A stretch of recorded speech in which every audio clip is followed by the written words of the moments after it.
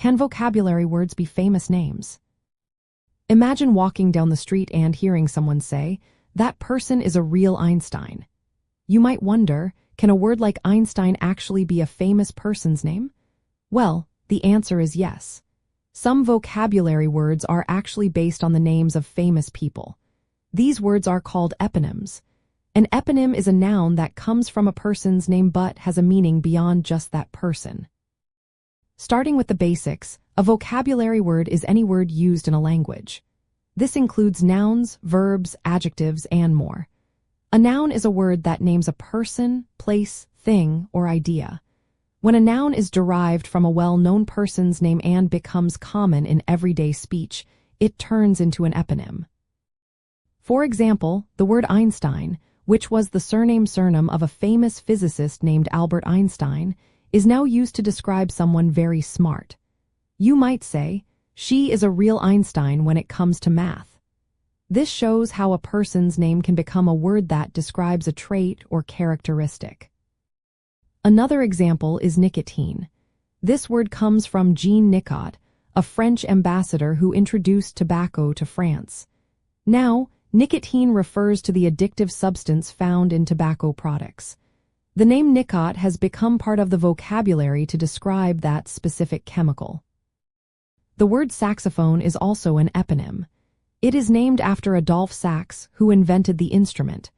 When you hear someone say, "He plays the saxophone," they are using a word that is directly linked to a person's name. Dunce is another example. It comes from John Duns Scotus, a philosopher whose followers were mocked over time.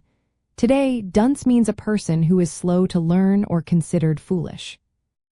The word boycott is derived from Charles Boycott, an English land agent.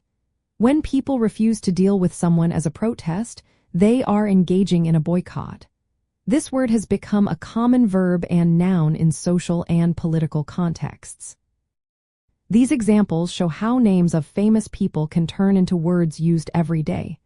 Sometimes these words are nouns, but they can also be verbs or adjectives.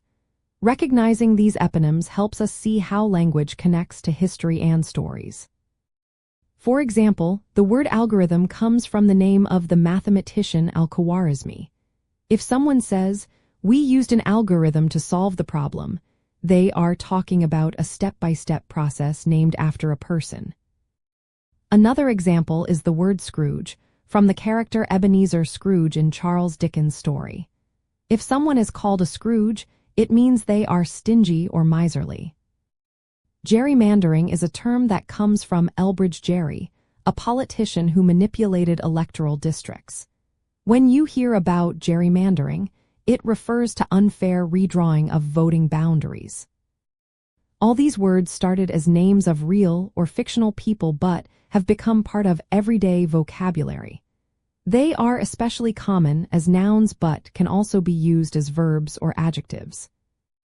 Understanding how these words originated helps us see the link between language and history. It makes learning vocabulary more interesting because each word has a story behind it.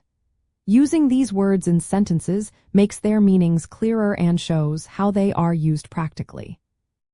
So yes, vocabulary words can be famous names. They become part of our language through a process called eponymy. These words connect us to stories, inventions, or traits of well-known figures, making language richer and more fun to learn.